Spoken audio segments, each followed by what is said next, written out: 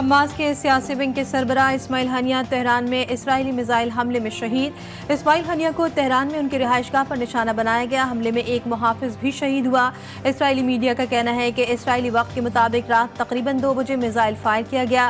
Hamas کا اسماعیل ہنیہ کی شہادت کا بدلہ لینے کا اعلان۔ بیان میں کہا گیا کہ حماس کے سربراہ پر حملے کے ذمہ داران کو سزا دی جائے گی۔ حماس رہنما موسیٰ ابو مرزوق نے کہا کہ اسماعیل ہنیہ کا قتل ایک بزدلانہ فعل ہے۔ اسماعیل ہنیہ کے قتل سے اسرائیل کو اس کے مقاصد حاصل نہیں ہوں گے۔ اسماعیل ہنیہ کی نماز جنازہ آج تہران میں ادا کی جائے گی، تدفین کل دوحہ میں ہوگی۔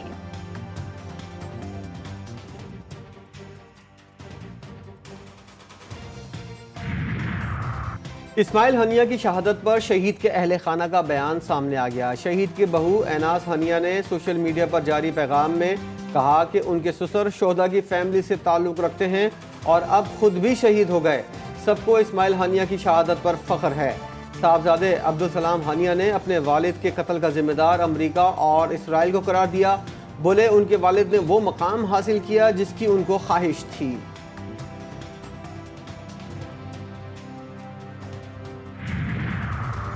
ایرانی سپریم لیڈر کا اسرائیل کے خلاف جوابی کارروائی کا اعلان۔ آیت اللہ سید علی خامنئی کا کہنا ہے کہ اسرائیل نے اپنے لیے سخت سزا کی بنیاد فراہم کر دی۔ ایرانی صدر کا بھی اسماعیل ہنیہ پر حملے کا بدلہ لینے کا اعلان۔ مسعود پزشکیان بولے بزدلانہ حملے کا حساب دینا پڑے گا۔ حملہ آور اپنے بزدلانہ اقدام پر پچھتاوا کریں گے۔ ایران پاسدارانہ انقلاب کا قاتلانہ حملے کی تحقیقات کے نتائج جلد سامنے لانے کا اعلان۔ ایرانی وزارت خارجہ نے کہا ہے کہ اسماعیل ہنیہ کی شہادت سے ایران اور فلسطین کا تعلق مزید مضبوط ہوگا۔ اسرائیل دنیا کا سب سے بڑا دہشت گرد ہے جس کی مسلم دنیا اور خصوصاً ایران کے خلاف جرائم کی فہرست طویل ہے۔ یہ ایران میں دہشت گردی کے بڑے نیٹ ورک کی سرپرستی کرتا ہے جو ایران کی ایٹمی تنصیبات اور ملک کی اہم شخصیات کے قتل کی سازشوں میں مسلسل مصروف ہے۔ حماس رہنما اسماعیل ہنیہ کی شہادت پر شدید عالمی رد عمل۔ ترکیہ اور دیگر ممالک کے اسماعیل ہنیہ کی شہادت پر شدید مذمت۔ یمن کا 3 روزہ سوگ کا اعلان۔ ترکیہ کا کہنا ہے کہ ثابت ہو گیا کہ اسرائیل خطے میں امن نہیں چاہتا۔ اسماعیل ہنیہ پر حملے کا مقصد خطے میں جنگ مزید پھیلانا ہے۔ روس نے کہا کہ اسرائیلی اقدام سے جنگ پھیلے گی۔ امریکہ کا بھی صورتحال پر تشویش کا اظہار۔ امریکی وزیر دفاع لائیڈ آسٹن کہتے ہیں کہ خطے میں کشیدگی مزید بڑھنے کا خطرہ ہے۔ فلسطینی صدر محمود عباس نے اپیل کی کہ فلسطینی متحد رہیں اور اسرائیل کے خلاف کھڑے رہیں۔ چین کا تصادم اور کشیدگی سے بچنے کے لیے غزہ میں فوری جنگ بندی پر زور۔ حماس کے سربراہ اسماعیل ہنیہ کے قتل کی مذمت۔ پاکستان کا شدید رد عمل۔ شہید اسماعیل ہنیہ کے خاندان اور فلسطینی عوام سے اظہار تعزیت۔ خطے میں بڑھتی ہوئی اسرائیلی مہم جوئی پر اظہار تشویش۔ ترجمان دفتر خارجہ کا کہنا ہے اغراض و مقاصد سے قطع نظر پاکستان ہر قسم کی ماورائے عدالت اور غیر ملکی سرزمین پر دہشت گردی کی مذمت کرتا ہے۔ اسرائیل کے حالیہ اقدامات کی بدولت پہلے سے عدم استحکام کے شکار خطے میں کشیدگی خطرناک ترین سطح پر پہنچ گئی ہے۔ حماس کے سربراہ اسماعیل ہنیہ کی شہادت پر سیاسی رہنماؤں کا رد عمل۔ جے یو آئی کے سربراہ مولانا فضل الرحمان کا گہرے دکھ اور افسوس کا اظہار۔ جمعے کو ملک بھر میں اسرائیلی جارحیت کے خلاف احتجاج کا اعلان۔ گورنر خیبر پختونخوا فیصل کریم کنڈی کی بھی اسماعیل ہنیہ کے قتل کی شدید مذمت۔ پیپلز پارٹی رہنما شیری رحمان نے اپنے رد عمل میں کہا ایسا اقدام مشرق وسطی میں کشیدگی کو مزید بڑھائے گا۔ لیگی رہنما مشاہد حسین سید نے حملے کو ایرانی سیکیورٹی اور انٹیلیجنس اداروں کی بڑی ناکامی قرار دیا۔ اسماعیل ہنیہ کی شہادت پر ایم کیو ایم کا بھی شدید غم و غصے کا اظہار۔ اسماعیل ہنیہ کی شہادت کی خبر کی کوریج کرنے والے صحافی بھی شہید۔ الجزیرہ ٹی وی کے نمائندے اور کیمرہ مین کو نشانہ بنایا گیا۔ اسرائیل نے صحافیوں کی گاڑی پر میزائل داغا۔ لبنان کے دارالحکومت بیروت پر اسرائیلی لڑاکا طیاروں کا حملہ۔ 2 بچوں سمیت 3 افراد جاں بحق، 74 زخمی۔ اسرائیلی فوج نے دعویٰ کیا ہے کہ حملے میں حزب اللہ کمانڈر فواز شکر بھی مارے گئے۔ سید محسن فواز شکر حزب اللہ سربراہ حسن نصر اللہ کے فوجی مشیر تھے۔ امریکہ نے ان کے سر کی قیمت $50 لاکھ مقرر کی تھی۔ اسرائیلی وزیراعظم کا سرنڈر نہ کرنے کا اعلان۔ فواز شکر کی شہادت پر کہا فواز شکر دنیا کا سب سے بڑا دہشت گرد تھا۔ مجدل الشمس کے قتل کا بدلہ لینا ضروری تھا۔ ہر پریشر کا مقابلہ کر کے حماس کا خاتمہ کریں گے۔ غزہ میں اسرائیلی جارحیت تھم نہ سکی۔ غزہ کے نصیرات کیمپ میں صہیونی بمباری سے درجنوں فلسطینی شہید، کئی زخمی۔ खान यूनिस में सयूनी फौज ने जुल्म की इंतहा कर दी। 9 दिन में 255 से जायद फलस्तीनी शहीद, कई 100 जख्मी।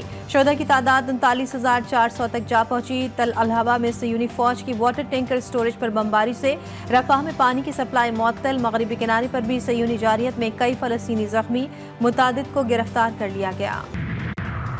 रावलपिंडी में जमात इस्लामी का धरना 7वें रोज में दाखिल। धरने में इस्माइल हानिया की गायबाना नमाज जनाजा अदा की गई। अमीर जमात इस्लामी ने गायबाना नमाज जनाजा पढ़ाई। हाफिज नईमुर रहमान कहते हैं, फ़लस्तीन की तहरीक इस्माइल हानिया की शहादत से नहीं रुकेगी। इज्जत का रास्ता आज़ादी और बहादुरी का रास्ता है। इसराइल को बर्बाद और फ़लस्तीन को आज़ाद होना है। अमेरिका इसराइल के गुलाम खुलकर फ़लस्तीनियों के हक़ में नहीं बोलते।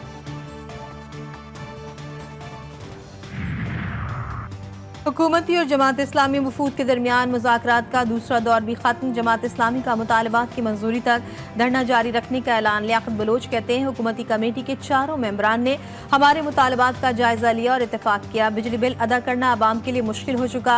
हुकूमत टैक्सेस का खात्मा करे, सरकारी सतह पर मुफ्तखोरी को खत्म किया जाए। आवाम से कबूल करने को तैयार नहीं। इंतजामी अखराजात की वजह से लावा फटने को तैयार है।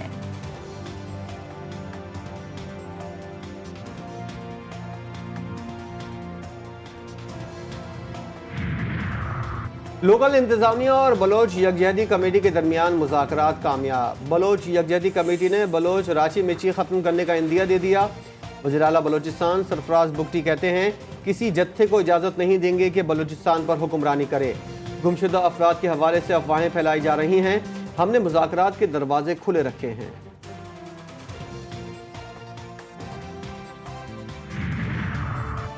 महंगाई की चक्की में पिसी अवाम के लिए रिलीफ। वज़ीर आज़म ने पेट्रोलियम मसनूआत की कीमतों में कमी की मंजूरी दे दी। पेट्रोल की फी लीटर कीमत में 6 रुपये 17 पैसे की कमी। डीजल भी 10 रुपये 86 पैसे सस्ता कर दिया गया। मिट्टी के तेल की फी लीटर कीमत में 6 रुपये 32 पैसे की कमी, जबकि लाइट डीजल 5 रुपये 72 पैसे सस्ता कर दिया गया। कीमतों में कमी का इतलाक 12 बजे से हो गया। पाकिस्तान तहरीक इंसाफ के ऑफिस को सीडीए ने, इस्लामाबाद पुलिस ने और डायरेक्टर एनर्जी और डिजास्टर मैनेजमेंट ने, या इन्होंने इस तरह इसके साथ ट्रीटमेंट और बर्ताव की है जिस तरह के कोई दुश्मन के मोर्चे को इंसान फतह करता है। इलेक्ट्रॉनिक आइटम्स यहाँ से चुराए गए हैं। अदालती अहकामात पर पीटीआई सेक्रेटेरिएट डी सील कर दिया गया। अपोजिशन लीडर उमर अयूब कहते हैं, पीटीआई दफ्तर से अहम तरीन रिकॉर्ड गायब है। कंप्यूटर डीवीआरस भी मौजूद नहीं। आईजी इस्लामाबाद एफआईए सीडीए पर डकैती का पर्चा कटवाएंगे। पार्टी सेक्रेटेरिएट पर तोड़ फोड़ और इलेक्ट्रॉनिक आलात चुराए गए।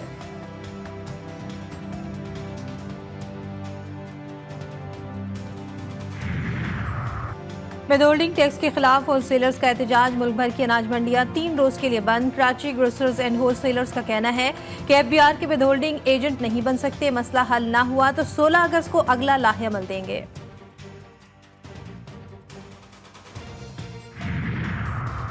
रहीम यार खान के कच्चे के इलाके माचका में डाकुओं और पुलिस के दरमियान मुकाबला। फायरिंग के तबादले में 4 डाकू मारे गए, 2 जख्मी। एसएचओ माचका शहीद, 1 एहलकार जख्मी। हलाक डाकुओं का ताल्लुक शर गैंग से था। कराची में सुरमई बादलों का राज। मुख्तलिफ इलाकों में कहीं हल्की बारिश और कहीं बूंदाबांदी का सिलसिला वक्फे वक्फे से जारी। कई अहम सड़कों पर अब भी पानी जमा, ट्रैफिक की रवानी मुतासिर। कराची में मानसून का अगला स्पेल 5 अगस्त से एंट्री देगा। 5 से 7 अगस्त के दरमियान शहर में तेज बारिश का इम्कान। खैबर पख्तूनख्वा में मानसून बारिशों से तबाही। मुख्तलिफ हादसात में 2 रोज के दौरान 19 अफराद जाँ बाग, 15 जख्मी। तेज आंधी और बारिश की वजह से मजमूई तौर पर 61 घरों को नुकसान पहुंचा। दरियाए चित्राल में ऊंचे दर्जे का सैलाब। नदी नालों में तुग़यानी, दरिया बिफर गया। सैलाब से फसलों, बागात, मसाजिद और मकानात को शदीद नुकसान पहुंचा। चित्राल, मस्तोज, शिंदोर रोड बंद। ट्रैफिक की रवानी भी मुअत्तल। वज़ारत बैनुस्सबाई राबता का बॉक्सिंग फेडरेशन पर पाबंदी लगाने का फैसला। फेडरेशन के सदर खालिद महमूद और सेक्रेटरी जनरल नासिर टंग पर ताहयात पाबंदी लगाने पर गौर। ज़राए आईपीसी के मुताबिक खालिद महमूद और नासिर टंग इंसानी स्मगलिंग में मुलविस हैं। सेक्रेटरी जनरल नासिर टंग का आईपीसी के फैसले पर रद्द-ए-अमल। फैसले को गैर मुनसिफाना करार दिया। बोले, बॉक्सर के बैरून मुल्क गायब होने से फेडरेशन का कोई ताल्लुक नहीं।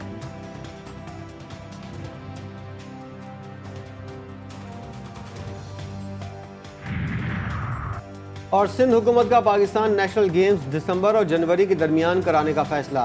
وزیر کھیل امور نوجوان کی زیر صدارت اجلاس، سردار محمد بخش مہر نے کہا پاکستان نیشنل گیمز میں کھلاڑیوں کی سلیکشن میرٹ کی بنیاد پر کی جائے گی۔ نیشنل گیمز کرانا حکومت سندھ کے لیے بڑی کامیابی اور اعزاز کی بات ہے، ہمیں اس پر فوکس کرنے کی ضرورت ہے۔